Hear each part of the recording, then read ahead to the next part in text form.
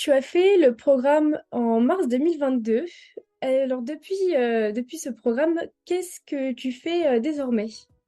Alors, depuis fin 2022, j'ai commencé une formation en praticienne de massage bien-être à une école, dans une école qui m'a d'ailleurs été recommandée par des personnes que j'ai croisées au sein de Primavera. Et grâce à cette école, j'ai finalement commencé à explorer l'hypothèse que j'avais émise en session Primavera. D'accord. Et avant d'avoir fait le programme, est-ce que tu peux nous expliquer ce que tu faisais? Donc j'ai fait une rupture conventionnelle il y a un peu plus d'un an et demi et je suis arrivée à Primavera grâce à une amie qui m'en a parlé et j'ai trouvé que ça avait du sens de le faire à ce moment-là. Je me sentais bloquée dans mon approche de recommencer une vie professionnelle dans le cinéma et Primavera répondait à ces différents aspects que je recherchais, à savoir une dimension de, de travail collectif et de mise en condition, de réflexion avec d'autres personnes qui sont dans le même cas de figure. Est-ce que du coup tu sais nous dire ce que Primavera a changé pour toi? Oui, écoute, Primavera, ça a été une révélation assez forte, hein, parce que les ateliers m'ont vraiment enseigné une forme de verticalité, c'est-à-dire aller à l'intérieur de soi, aller à l'écoute de soi-même, et aussi une forme d'horizontalité, aller vers les autres, regarder autour de soi, mais en gardant l'essentiel en tête.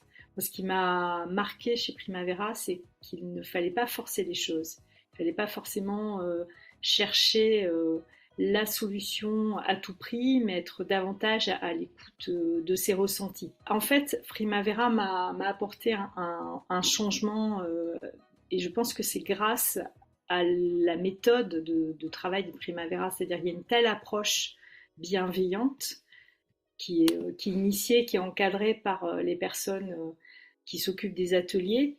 Euh, il n'y a rien d'obligatoire en fait dans toutes ces méthodes qui sont employées. C'est ça qui est intéressant, c'est-à-dire que on fournit de l'écrit, on fournit de l'oralité aussi, on travaille en groupe et tout ce travail introspectif, il permet déjà de mieux se connaître et on gagne en confiance en nous-mêmes en faisant ce travail vertical. Voilà, d'aller à l'intérieur de soi, c'est assez essentiel.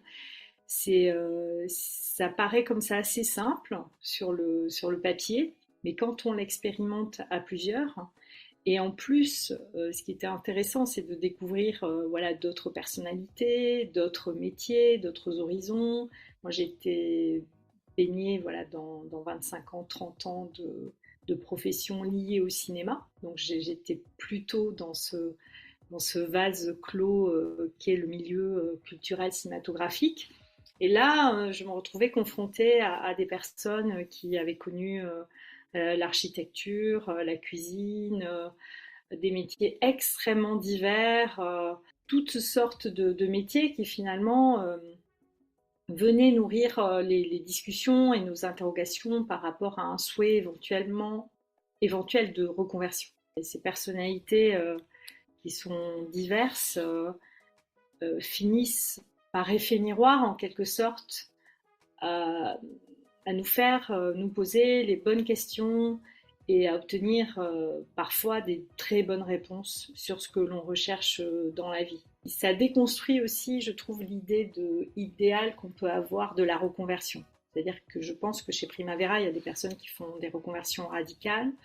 Moi, j'ai fait un choix un peu différent, c'est-à-dire que j'ai été dans l'acceptation que ma reconversion ne serait pas radicale, mais qu'au contraire, euh, mon désir de reconversion en thérapeute, hein, en l'occurrence par la thérapie du toucher, ça allait me permettre d'exercer une autre activité annexe à mes métiers précédents. Parce que j'en ai exercé plusieurs dans le milieu cinéma, donc je suis tout simplement allée dans l'acceptation aujourd'hui, quelques mois après la fin de Primavera, que peut-être j'étais faite pour avoir plusieurs métiers, plusieurs activités, et que c'était important aussi d'écouter cela.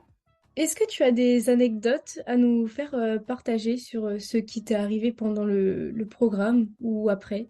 J'ai tellement d'anecdotes qui me viennent que c'est pas facile hein, d'en décrire une en particulier. Là, j'ai l'impression qu'à la fin de Primavera, voilà, nous sommes tous partis dans des directions un peu différentes, mais dans l'ensemble, puisque je suis toujours en relation avec le groupe que l'on a constitué, c'est qu'il y a quelque chose qui a changé en nous. En tout cas, il y a quelque chose de profond. On n'est plus pareil après avoir passé plusieurs mois comme ça à réfléchir à ce que c'est que le monde du travail aujourd'hui, à ce que c'est que de chercher du sens, que de chercher les valeurs auxquelles nous sommes attachés dans le monde professionnel.